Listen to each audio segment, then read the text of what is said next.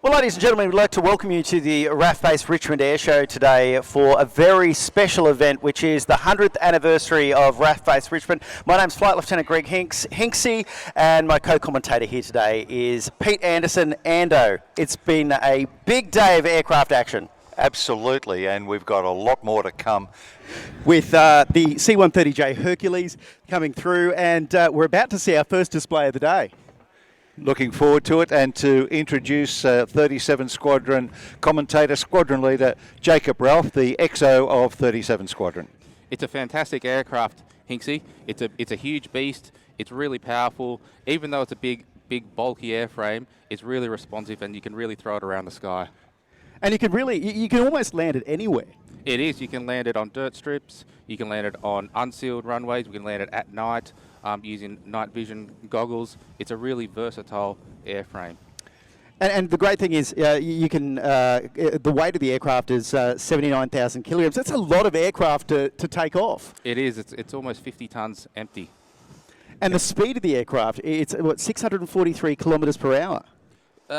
That's right, Hinksey. Yeah, max speed around 643, which is very fast for a propeller-driven aircraft. I know fighter jets can obviously fly faster, but for a propeller-driven aircraft as versatile as the C-130, that's quite a very fast aircraft.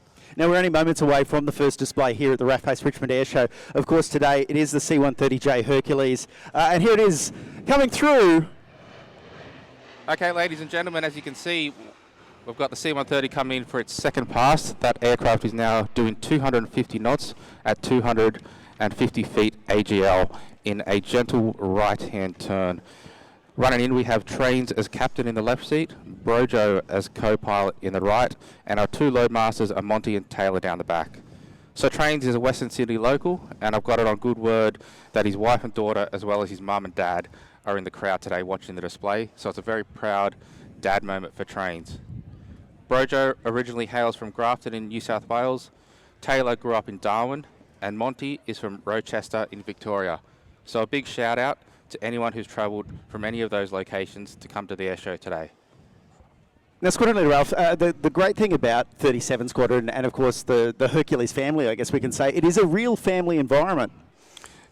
Yeah, that's right, Hinksey. A lot of people really love the Richmond community and the Hawkesbury community here today. A lot of people sort of come to the Hawkesbury area, love everything that the Hawkesbury and Sydney's got to offer.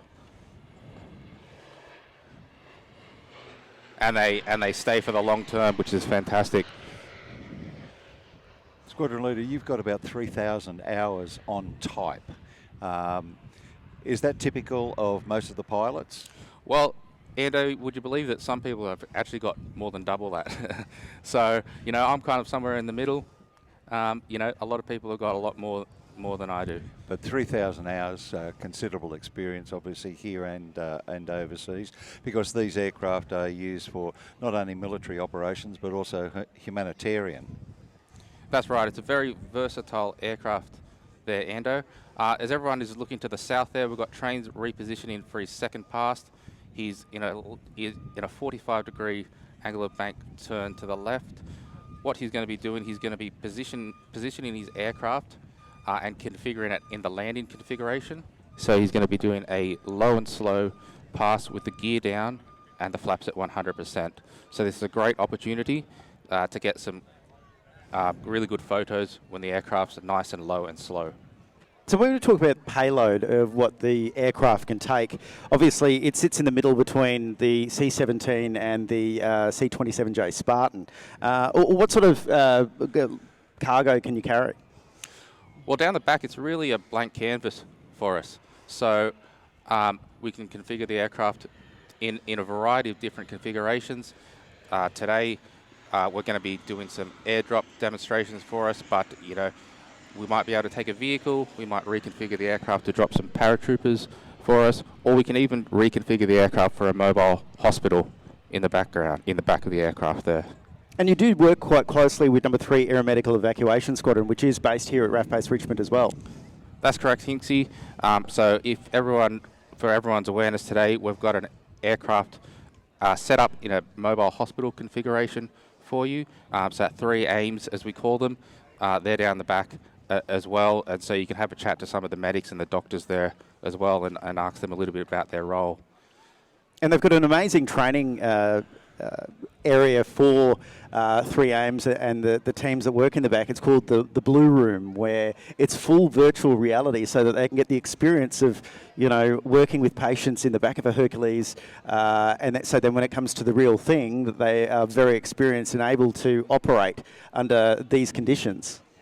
Yeah, it is. There's a lot of shift to the virtual sort of training environment, Hinksy, and we do the same with our aircraft and training systems.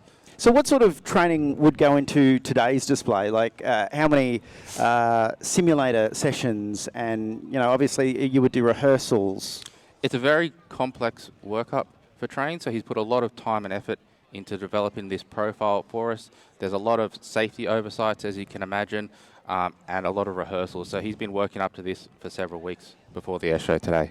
And it must be pretty great being able to showcase the C-130J Hercules to a home crowd here as well, as we celebrate 100 years of RAF Base Richmond. It's fantastic.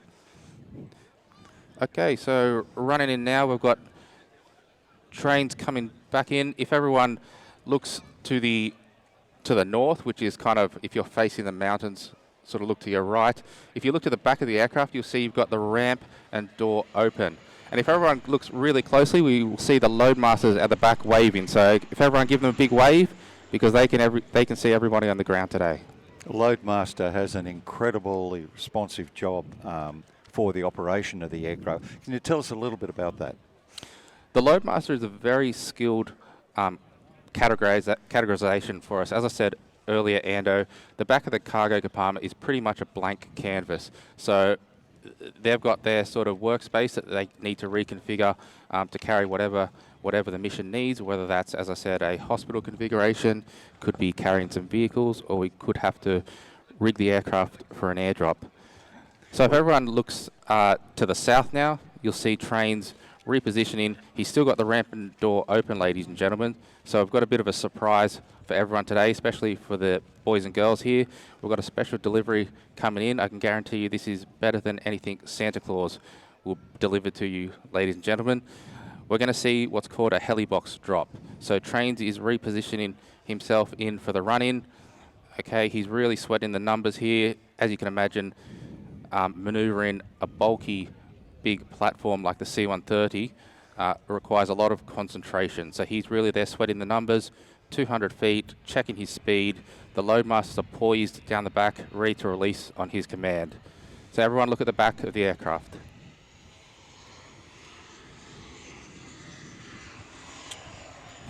And a little bit of rivalry with your C-27 Spartan brethren as well, to see who hits the target.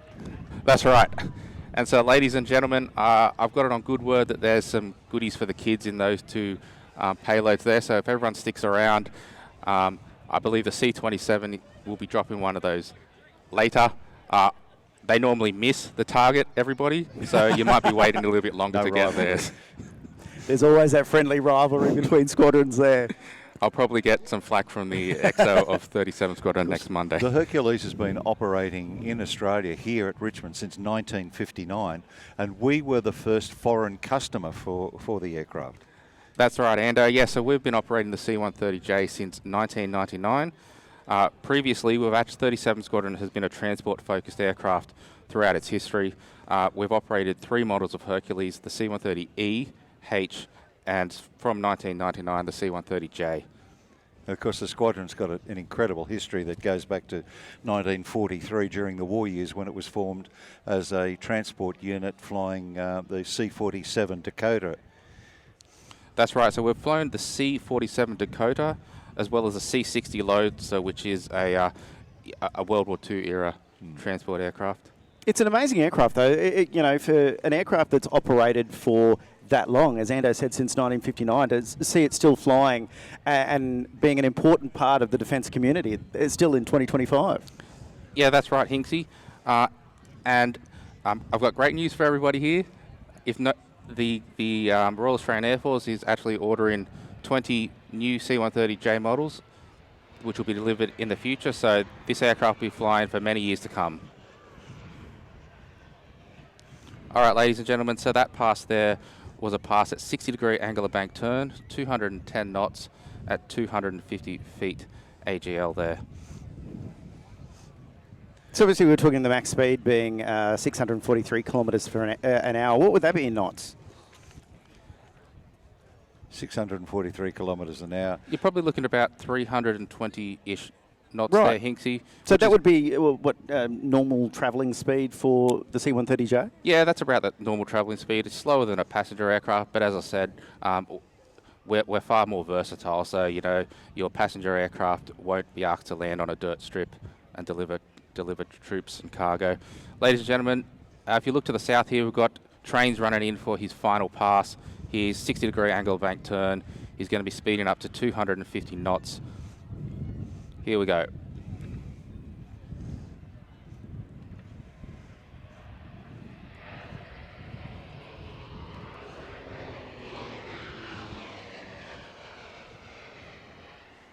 Ladies and gentlemen, on behalf of Commanding Officer Number 37 Squadron, Wing Commander Bell, as well as the men and women of 37 Squadron, thank you for visiting RAF Base Richmond today, and have a great Air Force Day.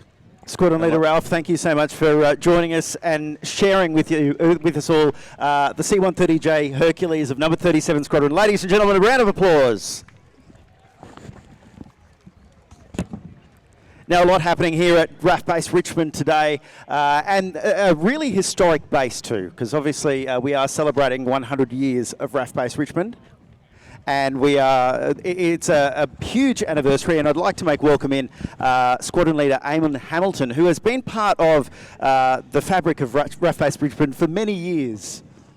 I won't give away an answer on just how long, but suffice to say it's been a long part of my career and my childhood. Now, you're a public affairs officer in the Air Force, so you deal obviously with media and public relations, but you're very passionate about the Air Mobility Group, which is obviously what we just saw with the C-130J Hercules, and of course RAF Base Richmond. Absolutely. So what we've seen here today, we've seen C-130 conducting its flying display over the same ground that we've seen aviation in the Hawkesbury, not just back to the establishment of RAF Base Richmond in 1925, all the way back to November 1911 when Parramatta dentist William Hart conducted his first flight over the Hawkesbury.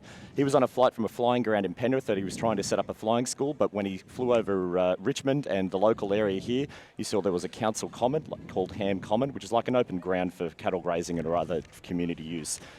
I would say it was almost love at first sight. He came back in 1912, kicked the ground, talked to council, and decided he was going to set up his flying ground for his new flying school in April of 1912. And that is the exact ground that we're stepping on here today, that we're watching this air display being conducted for this air show here this weekend. Now, Ando is a wealth of information when it comes to aircraft history, particularly RAF Base Richmond as well. You've been regaling me with many of your facts and figures right across the weekend. Trying not to bore you. No, absolutely not. It's great to hear about the history of such an iconic base. It is, but this, as you say, Ham Common, they were actually training pilots for the Australian Flying Corps here early in the peace for World War I. That was some of the things that they were doing. But then when it was formalised in 1925, the base just went from strength to strength, starting off with biplanes, obviously. They had 3 different types of biplanes that came up here first, including those with rotary engines. For people who don't know what a rotary engine, it's like a radial or a round engine, but the whole engine actually spins with the propeller bolted directly to it. So from that to the Hercules of 2025, all of the operations in between, World War II, all of the squadrons that were formed here and then now continue to operate as part of the RAAF, based out of here from World War II. So what's really interesting is the view that we're still looking at here today, that we just watched the C-130 conduct that display, that view largely hasn't changed. We see the Blue Mountains, the escarpment, the Gross Valley over there. You can see that view in all of the photos of Richmond throughout its history. But the ground that people are trotting on today to walking around the show site, that really also tells the story of RAF Base Richmond. The hangars, the facilities that were constructed here in the 1930s, ahead of that service going into the Second World War, seeing the aircraft like the Southern Cross replica, the Dakota, the Wirraway that was here, all of these are aircraft that have a strong association with the base throughout its history, and then into the post-war years when we saw the Caribou, the Spartan, and obviously the C-130 serving at this base, which from 1958 and well into the future as well. Of course, we also have 22 Squadron here, which was formed in the late 1930s. It was later renamed the City of Sydney Squadron, operated with distinction during World War II, flying different types of aircraft, including Bostons and then later on the Beaufighters. But then it became what is known as a Citizen Air Force Squadron. Each of the major capital cities, except Darwin, had one, and they operated a mixture at the time of Wirraway World War II trainers and also Mustang fighters. And even Meteors on a couple of occasions as well after the war. But it's fantastic we seldom get these opportunities to share these stories, to share, letting people through the gate and be able to walk the ground here as well. By my count, so the numbers are a little bit fuzzy, but I reckon we've had about 1.3 million people pass through the gates at this base in the last 100 years for air shows, air pageants, Air Force Week, other public events that we've been able to invite the crowd, the public into. And the real number is probably a lot higher because there's just events that we just don't know how many people came along to that. And that's everything from pre-war air pageants, Air Force Week shows during the 60s and 50s and 60s. A lot of people here today probably remember the Air Force Bicentennial Air Show that was here in 1988 and a couple of other air shows here since then. And people here coming here today, taking photos and telling these stories will be part of that history going forward. Now, we've been talking about how you've been a fabric at this base for quite some time. What's your favourite part about RAF Base Richmond? Well, I won't say the mess, but I love that building. It is good, and the food's great. Yes. So it sounds corny. You meet a lot of fantastic people here. And I think one thing to really sort of take away is people drive past the base every day or see it every day and see the aircraft flying around the circuit, but don't really get that opportunity to see or speak to the people, and that's what they're getting out of today. They're coming here and hearing, what it is that we do here and abroad every day. We're sort of this quiet corner of Sydney, not too quiet later on this afternoon, but a lot of this base's greatest achievements aren't in the Hawkesbury. They're in the things that we're doing across Australia during hard times, during disaster relief, doing overseas during disaster relief or conflicts or other defence activities in our region, and right across the globe. We've sent aircraft from this base all around the world over the last 100 years, and hopefully, and a lot of times people have come back safely and been welcomed back into this community. And the stories and they're not superheroes. They're everyday people like you and me, and the people that you meet in a job like this. This weekend has almost been like a family reunion, just being able to catch up with everyone again. And what a lot of people don't realise is that the cinema here at RAF Base Richmond is one of the few that Air Force still operate around the country. That's right, and it's not the original cinema. So the original cinema on the base is the gym. If you go to the gym, it was constructed in the mid-1930s. Once the wartime expansion on the base opened up, realised that cinema there, which was like a big briefing room for everyone during the war, wasn't going to cut it, so a new cinema was constructed in the current site. And it's still showing movies for the base community, for families and other guests coming onto the base every weekend. Well, Squadron Leader Eamon Hamilton, thank you so much for joining us here today to share some of the history of RAF Base Richmond as we celebrate 100 years. My absolute pleasure. Thank you so much. Well, ladies and gentlemen, we still have plenty more flying to come here today at RAF Base Richmond. We're going to have the Rural Fire Service Chinook joining us very shortly so that we can have that display. It's going to be pretty spectacular. We saw it yesterday, and I tell you what, seeing one of the water dumps is an absolute hoot here at RAF Base Richmond today. We have from the RFS, Scott, mate, tell us, what can we expect today? Okay, so the Chinook's just loaded up with water out there at Penrith. It's going to come in and do a bit of a pass, and then she'll come back and do a really, really long drop. Now, it currently has a 3,000 gallon or 11,300 litre internal tank, and it's got a snorkel that's operated by a flight engineer as it hovers over the water source, and it loads up with a pump, a fast-speed pump, in 90 seconds to load 11,000 litres.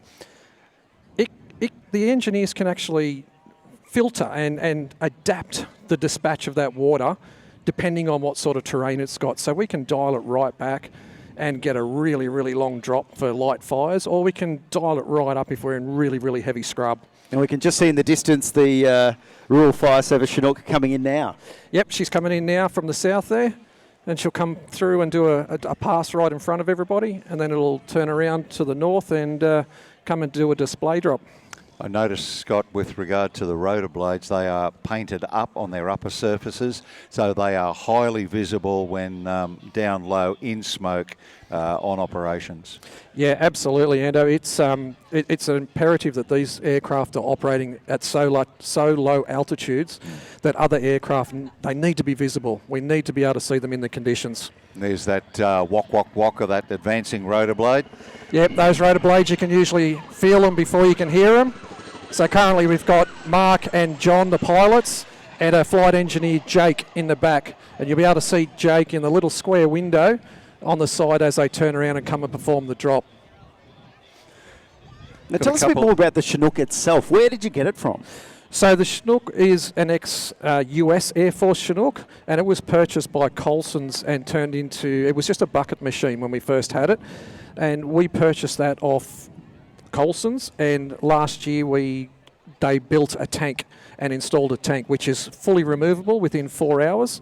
As we saw a couple of months ago, it was dispatched up to Charleville in Queensland and assisted with resupplying Thargomindah supermarkets and temporary accommodation. So 4-hour turnaround, and it can change roles instantly like that. And that can carry, in that configuration, up to 25,000 pounds. So that is a considerable cargo load.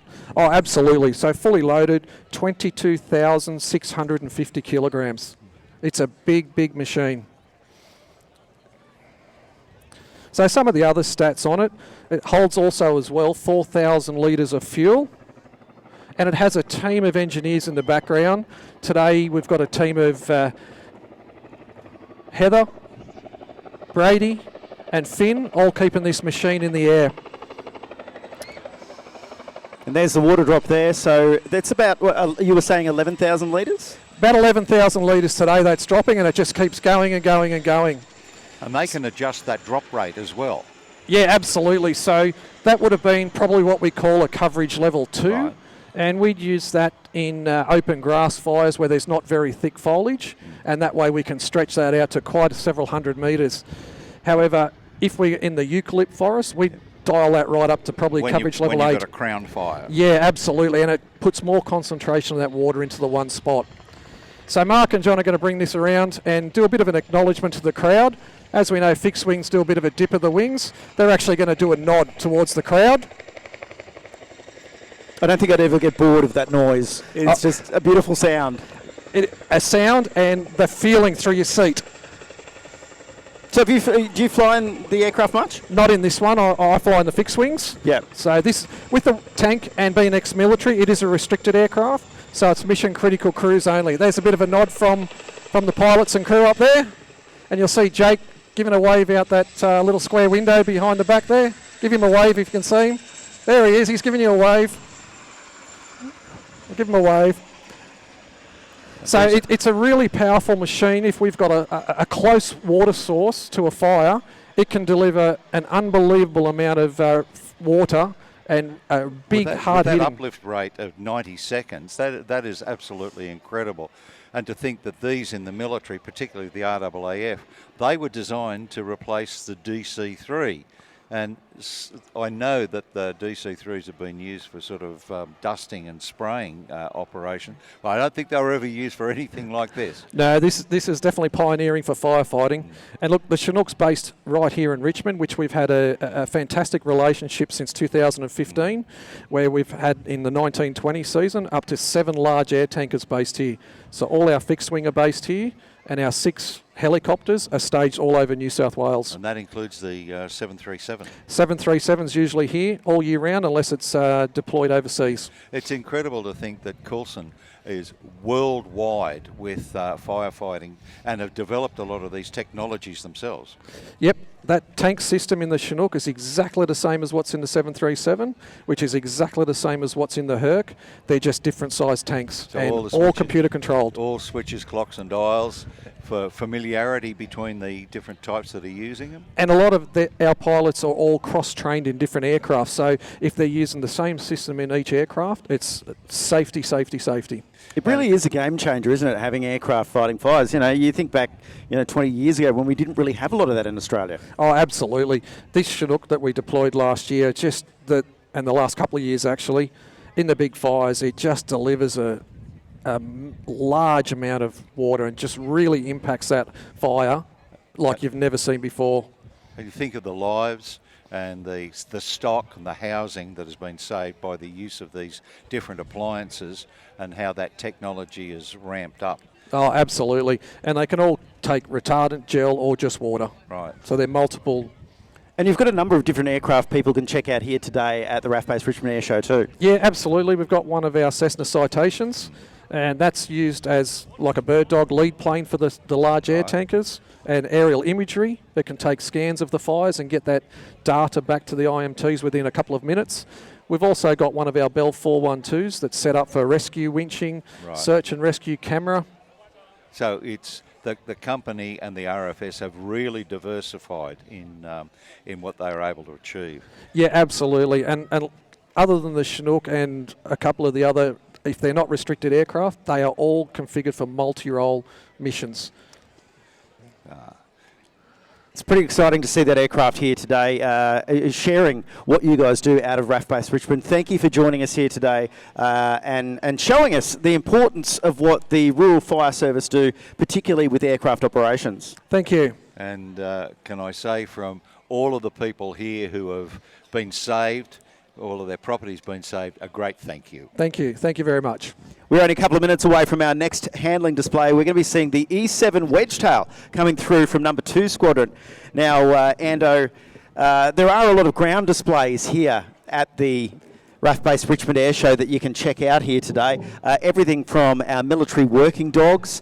You can go and check out all of that sort of stuff. The racing drones as well. Absolutely. That is something else. Yeah, you can see the replica of the Southern Cross is here as well. Yes, that the replica is a full-size replica brought up here by Haas or the Historic Aircraft Restoration Society from Albion Park. They've also got their C-47 here, Neptune as well, and the Caribou, the beautiful Caribou that the RAAF used up in Vietnam. Part of Wallaby Airlines, as it was called, up there. And the thing is, here at RAF Base Richmond today, there are so many things to check out. The Federation Guard, Australia's Federation Guard, we saw them with the opening ceremony today. They'll be putting on precision drill displays across the day today. The Air Force Cadets are here as well, which is the premier youth organisation here in Australia. So it's great to see so many cadets here today. We also have the RAAF fire tenders here that we saw a little bit earlier on. Fire and rescue, absolutely. And we'll see a bit later on. There's so many things here and static displays of the aircraft that are currently operating with the RAAF. The fighters, the fighter bombers, the electronic intelligence gathering, and of course we're going to see the mighty Wedgetail. That's right. So we've got Flight Lieutenant Bales here, who's joining us from number 2 Squadron, who's going to share with us some of the details about this magnificent aircraft, which we can see is en route now to RAF Base Richmond. And here it is, just coming in from your right, the mighty E7, the Queen of the Skies. No bias there, Bales? None at all. So I'm actually fortunate. This is my previous squadron. I'm now down at 1FTS teaching people, hopefully, to be the world's best Wedgetail pilots. But the individual that's flying today is Boris, and he was one of my instructors. So we're full circle here, just like he's doing right now. The co-pilot we've got is Gultz. He's a CCAT co-pilot. He's ex-Wizzo on the F111, the F15, and the Super Hornet. We got Flaps, who is was flying the E3, and he's actually in the USAF, which the United States is looking at purchasing the E7, so we're training them at 2 Squadron at the moment as well. And in the back, we've actually got someone from the Navy. Bindy's in the back end, making sure everything is working the way we want. The E7, as it comes around the escarpment there, you'll notice that it's a 737, but it's got a massive surfboard on the back of it. Now, what's that surfboard? It's a MESA radar. So the MESA radar, this is the eyes in the skies, which the E7 is actually known for. It's pretty rare to see an E7 down this low. It's great that we're able to do some air shows and things like this, and the team's been working really hard, and Boris has got a really tight show for a rather big aeroplane. Now, MESA radar, what does MESA stand for? Oh, multi-electronic scanned array radar. There we go, got there at the end, it's been too long.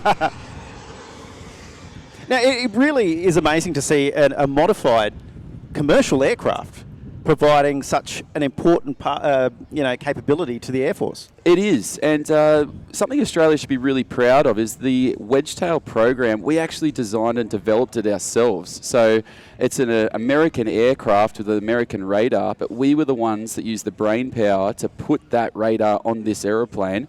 And after the second jet was built in Seattle, we actually fit these radars up at Amberley ourselves. So something that the Australian aviation industry should be really proud of. This also has open architecture so that any advances in technology can be easily added to it. That was one of the principal things of Project Wedgetail. That's exactly right, and it's constantly going through upgrades. We get our deep maintenance facility, which is actually based at RAF Base Amberley in Australia as well. So right now, Boris is currently repositioning the aircraft out to the southwest, and some of the spotters may have seen that something's popped out on the front. That's actually the nose landing gear, so we can't see the mains at the moment, but he's positioning right now for a configured pass for us. Something that's you've probably all seen, the mighty KC-30 as well that's kicking around, which is the Air Force's air-to-air refueling capability. The E-7 has what's called a UASI, or an air-to-air refueling receptacle on the top of it, above the cockpit, so we can continue to fly the aircraft for long periods of time by air-to-air refueling. The longest flight that I've been fortunate to be on was a bit over 13 hours, but the E-7 has actually got the world record for the longest flight for a 737 in the Middle East on Operation Okra many years ago, and the crew actually flew 17.3 hours non-stop. And we have deployed these aircraft overseas in Yes. numerous areas. Absolutely, yeah. It's we've currently got the aircraft away on Operation Kudu as well, supporting some operations in Europe. So it's a very busy airframe. You see the landing lights are on as Boris brings it in from the left. The flaps are extended. The landing gear's out. Is it a comfortable aircraft to fly? It's lovely. Yep, it's really nice when your fighter brethren ask what we're doing. We say we're just going to go down the back and stretch our legs. So Boris is just bringing it back around there. We'll see the landing gear go up very shortly. We often have a little bit of a joke with some of, say, Bunga, the old F-35 display pilot, letting him know he's pulling 7G, and we said, oh, that's quite nice. We're just going to go down to the crew rest area. But having said that, we'll also fly for probably about 10 times longer than his sortie would be as well. So you always win on one side, but potentially lose on the other. So right now, Boris has just cleaned up the landing gear. You can see the flaps are also going up. He's going to do a right-hand turn to the northwest there and reposition. This is going to be the high-speed departure. So he'll come in at approximately 300 knots at 250 feet, and he's going to pitch up and take himself back to Williamtown, which will be back there in about probably less than 15 minutes, even though it will take about 4 hours in the car. So the aircraft itself can also be used for electronic intelligence gathering, as well as using that radar to pick up different targets within the combat zone. Exactly right. It's got a sensor array system on it as well for gathering as much information as we can, and we disperse that to the rest of the fighting force, because it's just like a good footy team. If we know what the other team's next plan is, we can combat that, and everyone wants to walk away with the trophy, just like the Lions did yesterday. And Bales, while you're here, you're obviously now instructing on the PC-21. Yes. What's that like? You know, you've got young men and women here today that would like to be aircrew in the Air Force. The PC-21 is the first aircraft they learn how to fly. You're seeing people come right out of school. They could be chippies. Yes. And tell us a bit about that. Well, just a quick scan to the right, just as Boris is coming in through the final pass now, as he brings the wings back to level. So if you cast your eyes to the right, you'll just see the final pass of the E-7 as he winds those engines up.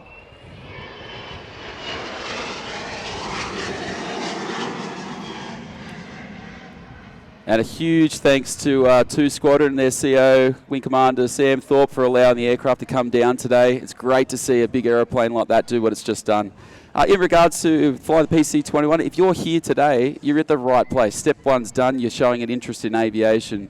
If if you want to work hard, doesn't matter what your background was. I didn't join straight from school. I was fortunate enough to fix aeroplanes and helicopters for a living. Always wanted to fly. You just never give up on it. And if you really want to do it, you can find a way to make it happen. And the PC-21 is probably one of the best officers in the world to do your day-to-day job. And you could end up flying something like the E7 or the F-35. So can't vouch for it enough. Very happy with my decisions. We've got such a great range of instructional technique here within Air Force as well, and obviously you can go and check out the team with One Flight Training School here, as well as the Roulettes as well, because they're all instructors too. But people should talk to any air crew that they see, or any defence member around the RAF Base Richmond Air Show, just to get some ideas about what they do, and then make their own mind up whether that's a career choice for them. Exactly right. Many years ago, I was on the other side of the fence, and I was the one that was asking the guys and girls in the green suits what their job was like and how I get to be part of it. It's really nice being on the other side of the fence, being able to have that chat now and show people things. And the Roulettes are patient enough that they managed to teach me to fly a PC-21, so hopefully people like myself can teach the people on that side of the fence how to do our job in the future. I know for a fact you're doing a good job, Bales. I hope so. I try not to make mistakes too often. One of the things that people do think you have to be superhuman to be able to be a pilot or be part of the crew for this. That's not the case. It's the training. It is. And the can-do. Yeah, and it is a hard training system, and we don't apologise for that. So there is many days of ups and downs, but we're getting a product out of there that we will put on display to the world. And Australia has got a really good reputation for a very high standard of training and high standard of air crew maintenance.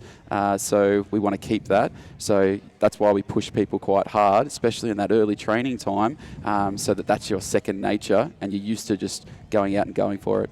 And it's a skill for life. It is. Very happy with my career in the RAF. My dad was in the Air Force many years ago, and very happy to follow in his footsteps. And I don't plan on going anywhere for quite some time. Bales, thank you very much for that commentary. Thanks very much for having us, guys. I really appreciate it. It's always great having you here. We are here at the RAF Base Richmond Air Show as we celebrate 100 years. It is a very special celebration here at the RAF Base with a lot of ground displays. You can even check out drone racing here at the RAF Base Richmond Air Show. At the northern end of the airfield, you'll see a tent with some flying in there, and the great thing is it involves members from the Royal Australian Navy, the Australian Army and the Royal Australian Air Force, plus cadets. So if you want to see who's going to reign supreme at the RAF Base Richmond Air Show with our drone racing, make sure you head up there and check those out here today at the RAF Base Richmond Air Show. Now we do have a bit of an announcement too here today. We've been advised that there's potential for a hailstorm in the next few hours. We're currently monitoring this and we'll keep you informed. We may need at some point to cancel the air show, but if we do need to cancel, we will direct all attendees who drove to return to the car park. For those that arrived by public transport, we will direct you to safe shelter here at the airbase. This is advice only at this stage. The air show is continuing until further notice. However, you are free to leave now if you wish. This is advice only at this stage. The air show is continuing until further notice. Please listen for further updates. We'll keep you informed on that here as the day goes on at RAF Base Richmond. Next up, we are going to be seeing one of the highlights of the RAF Base Richmond Air Show. From number 2 Operational Conversion Unit based at RAF Base Newcastle, we have the F-35A Lightning II, and the previous display pilot is none other than Squadron Leader Bunga. He's joining us here today, ready for some commentary when it comes to... you unfortunately have to sit here now. Yeah, it's probably not my first choice. Probably rather be in the jet right now where KP is just holding out of the airspace, waiting to come in. It's great to be back.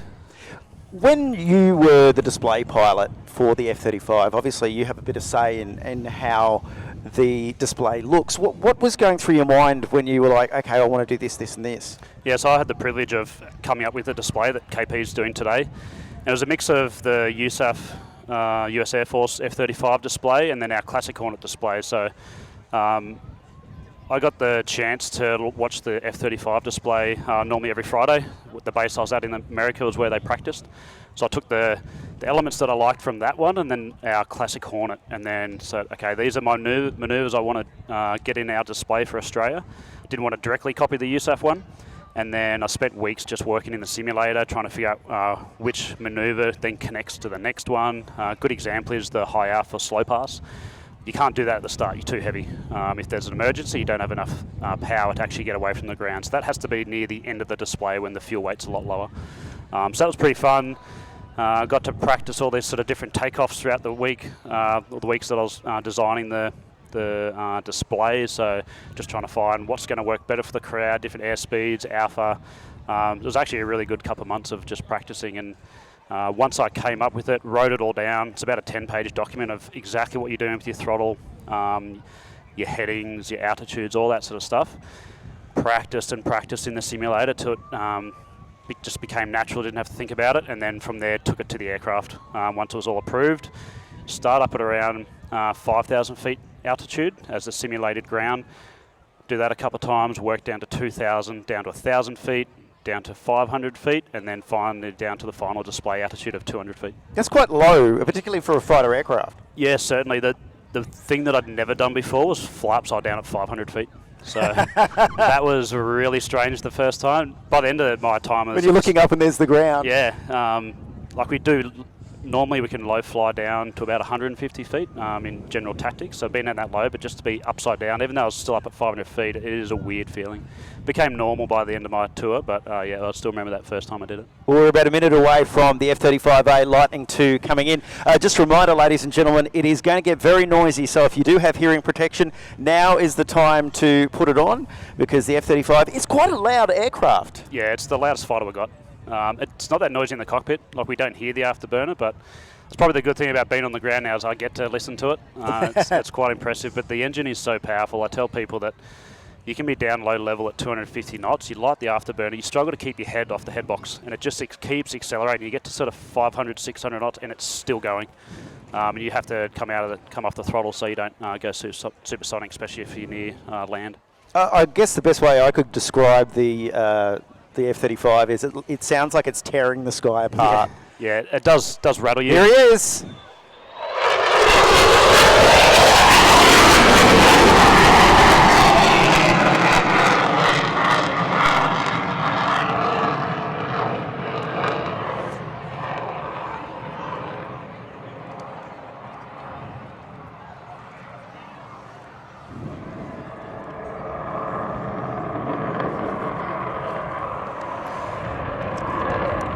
So you've probably noticed there, you can not only hear it, but you can definitely feel the sound of the engine of the F-35.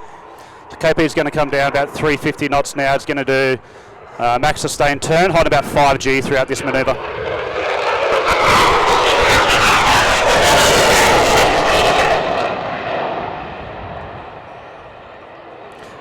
So even that sound there, that's only mil power, so you didn't actually have the afterburners lit during that pass there, and it's still pretty incredible how noisy it is. It really is an impressive aircraft to see live. Yeah, a lot of our work, obviously, people don't see, but to bring it to an air show and show how manoeuvrable the aircraft actually is it's pretty impressive.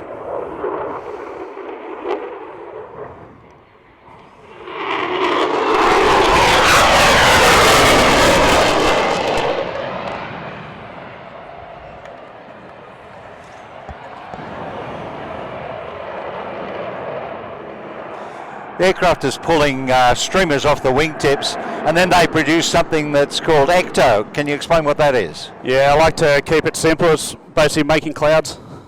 Depending on the conditions, it can actually be really impressive. I've got a photo from a display at Williamtown where it was very overcast, very moist, and the whole aircraft disappeared behind a cloud.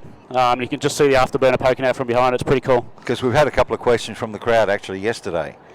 Yep. Also got flares on board today, so everyone likes fireworks. So it's another little nice thing to have on the display when we can get it. So what are those flares actually used for? So think of a heat-seeking missile. If someone tries to shoot us, we'll throw flares out, and hopefully the missile goes, oh, there's something bright. I'm going to go after that, and doesn't go after our aircraft. No, nothing to see over there. No, yeah.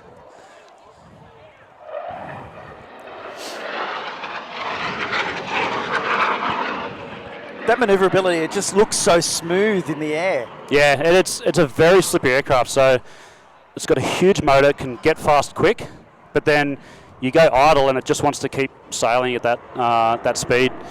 Here you're going to see he's going to do a half pedal turn. So we're going to see the full pedal turn later at the end of the show. Right now he's got full backstick, and right about now he's going to go full left rudder, full left aileron, and then full backstick. And we've got a little button on the throttle. He's going to push that, and it's going to get to 50 alpha. So his nose is 50 degrees higher than where he's actually flying, and it's basically a flat spin, and we're going to see that at the end of the display as well.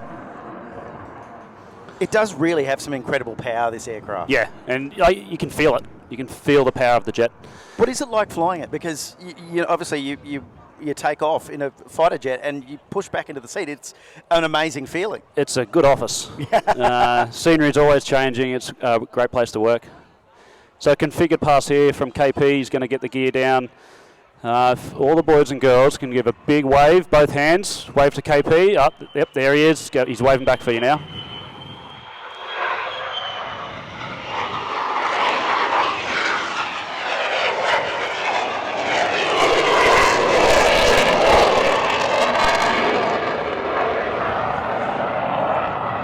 So from that slow flight, where there's no afterburner, it's developing about, 28,000 pounds of thrust, and it goes up to over 40,000 pounds. Yeah, I did some maths before, so during the display you burn about 10,000 pounds of fuel in about 15 minutes. It's about 4,500 litres of fuel, and then averaging that out over the display ends up about your car's worth of petrol every 15 seconds.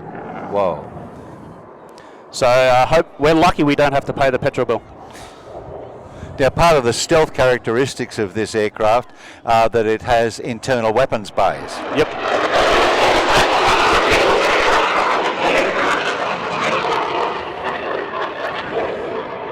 So the fast pass there, getting up to hopefully hitting that 600 knots, and this is actually the highest G in the display. So he's going to be hitting about 9G right now, trying to slow that jet down, setting up for the next pass. How does the aircraft help with that? Obviously, you're wearing a G suit, and you've also got that specialised hook breath as well. Yeah, so we squeeze, think from our guts, our legs, to try and keep the blood in our head to stop us passing out. And the G suit, our G suit's pretty good. It gives us about extra 2 to 3 worth of G. The jet can get up to 9G. 9G hurts. I bet. Anything about above 7.5 is not fun.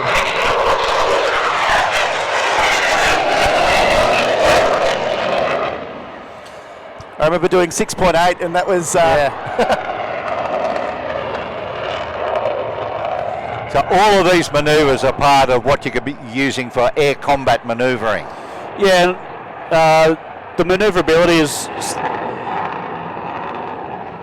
KP, stop making so much noise, is the dogfighting part of it. So you'll see later with the pedal turn, we can really get aggressive with pointing our nose at who we're trying to shoot. And if we can't actually shoot them, it just looks threatening. Right. And hopefully that'll make them do something else, make a mistake, and that'll give us more of an advantage. Give you the shot. Yeah.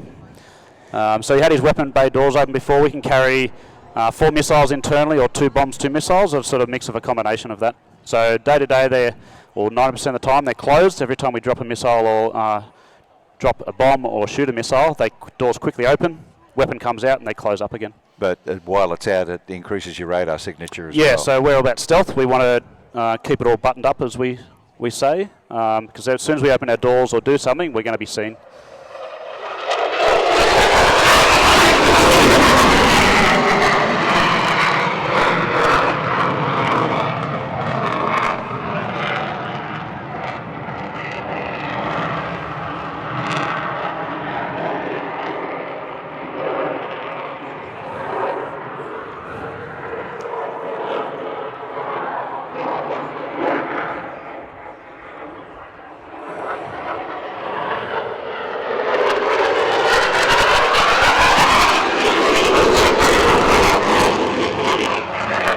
Now, Bunga, like yourself, KP's an instructor at number 2 Operational Conversion Unit.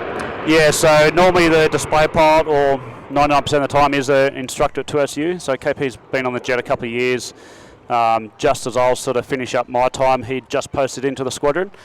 So you'd normally do the display gear for about 2 years. So KP's probably got maybe 6 to 9 months left, and then he'll hand over to someone else. He's setting up now for the slow pass. So we've seen fast, we've seen high G. saw a bit of ecto, saw some flares. Now we're going to show you how slow it can fly. So he's going to get this back to about 100 knots. Fighters aren't designed to fly slow like No, this. they're not. It's good during dogfighting, but it is high concentration for this. So he can't actually see out the front where he's going. So he's now going to, he'll be looking out now, looking for the crowd line. Now his nose is going to pass through the crowd. He's going to double check his heading. He's going to be slowing down. The alpha is going to start to build. He's going to get to 35 alpha. So his nose is going to be 35 degrees higher than where he's flying. He's going to be checking airspeed, altitude, power, rate of descent. And that's happening a couple of times a second, and his eyes are scanning around, just trying to make sure everything's looking good.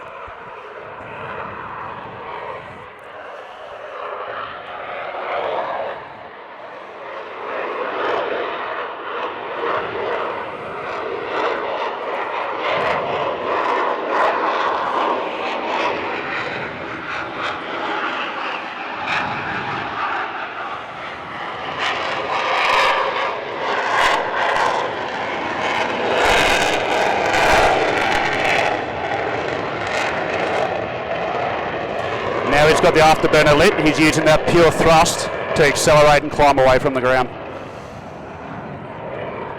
It's amazing, obviously, being a single-seat aircraft, like the training that goes into this. There are no, dual-seat F-35, so everything happens in the simulator, and your first flight is actually in the F-35. Yeah, it's pretty crazy. I said yesterday I had about 750 hours in the Classic Hornet before jumping in one of these, and I was pretty nervous. I was a little bit scared, I admit it. So to get our young pilots from the Hawk, a couple of simulator rides, obviously make sure they're competent, and then throw them in this for the first time, it's pretty crazy. What was it like when you landed after that first flight? A bit of relief.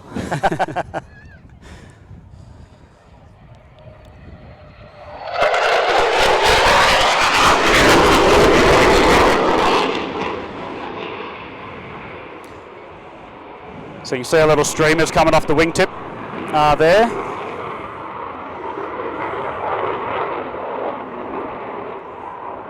Good for air shows, not good tactically. So we've got 72 of these aircraft, and they are spread across a number of squadrons, including number 2 OCU that's based up at Williamtown, and there's also based up in Northern Territory. Yeah, that's correct. Number 75 squadron.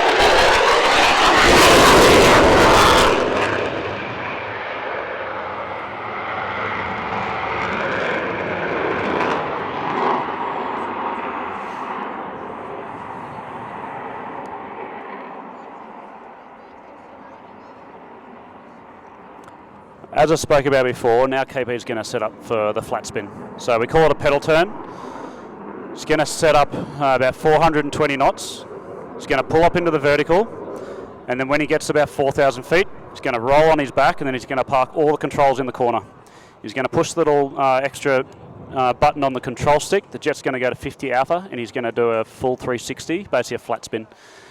The first time you did that as a display pilot, was your heart pumping? Yeah, we do it during dogfighting, but to do it low, or this low, is kind of weird. But it's the time where I actually got to actually look out the window and see what's going on the ground. Yeah, right.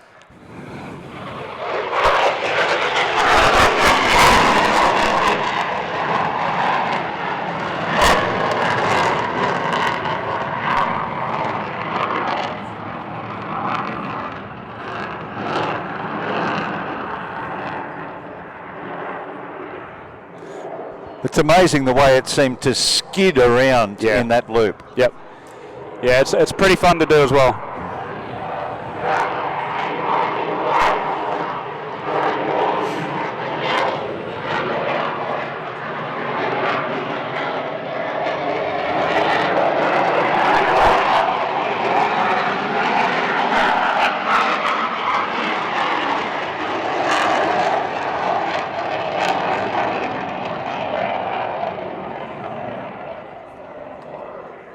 And the impressive thing about that is the jet's kind of out of control. It's still flying, but it feels like it's out of control.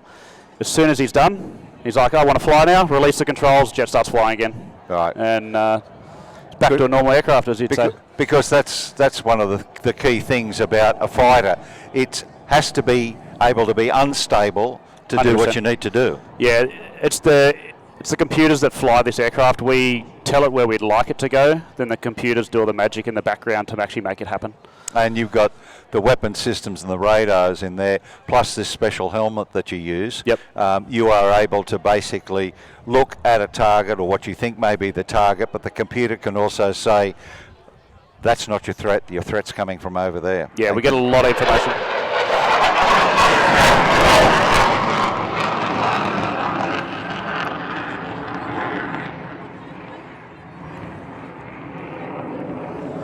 How high would he top out? Depends how high. What a way to the finish the airspace. display. Yeah, it's not too bad. It's a good flare dump. Bit of a Christmas tree. But he'll probably up sort of 10 to 12,000 feet. In a few seconds. Yeah. Well, ladies and gentlemen, that is the F-35A Lightning II here at RAF Base Richmond. What a spectacular display. Squad Leader Bunga, thank you so much for running us through this incredible aircraft, part of our 5th generation capability with the Royal Australian Air Force. No worries. Thanks for having me again. Ladies and gentlemen, put your we've hands been together. streaming on the Air Force YouTube, and that's where we wrap it here for today.